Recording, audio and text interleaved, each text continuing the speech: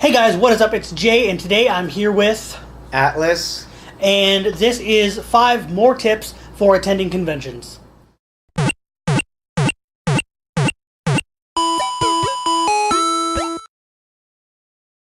Alright, so this is 5 random tips. Like I said, this is just like the last video, except it's 5 more. And this one I have Atlis with me, and we both kind of wrote these lists together. So let's get on with it. Here is number 1. Make a schedule. Schedules are one of the most important things I do the night before.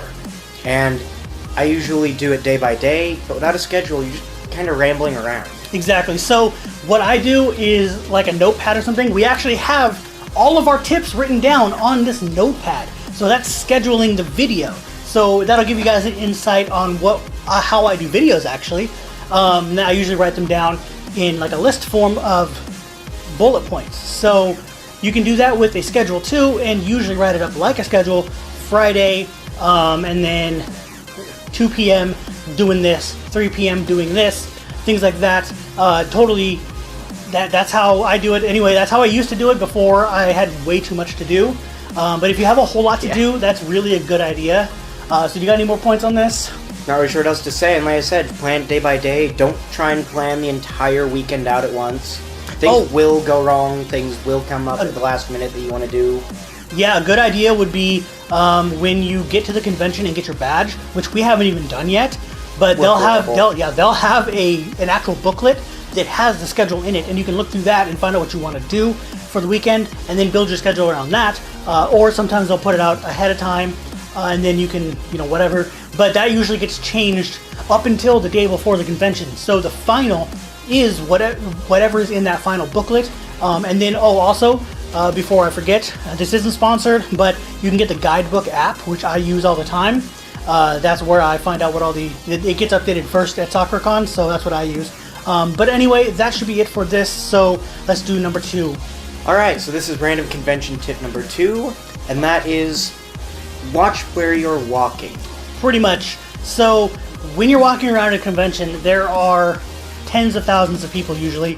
Here, I think the maximum that we've gotten to was like 22,000, which is a lot at SoccerCon. So that's been growing. It was about 12,000, I think, when I first started going, and then it's just skyrocketed since then.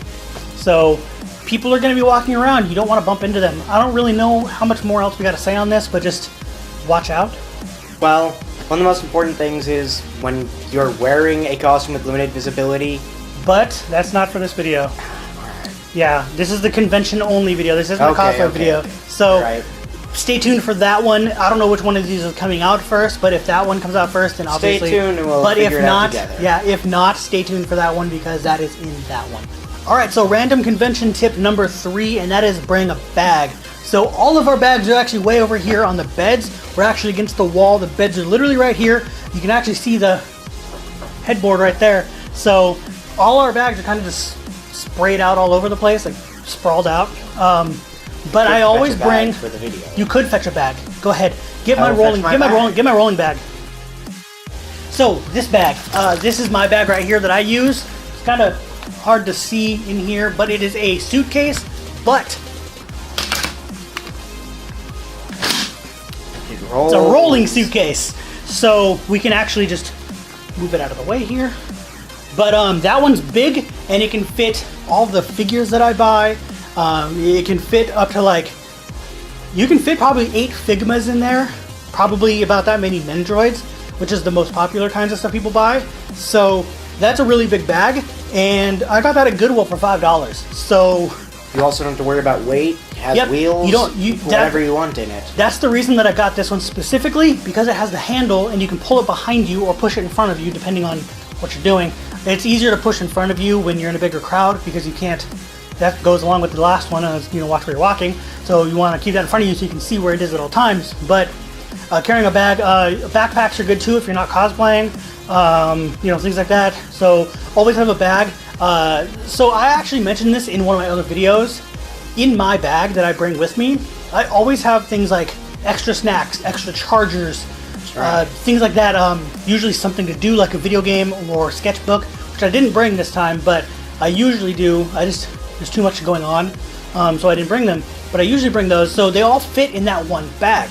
And if you can fit one in a backpack or in a purse or a messenger bag, messenger bags are what he brings, and it's actually a KomoriCon one. So yeah. What do you keep in yours? You usually keep like a water bottle and stuff? Well, it has a cup holder, so I keep either water bottles or a mug. I keep granola bars or other snacks, whatever I'm going to have signed, and usually a DS.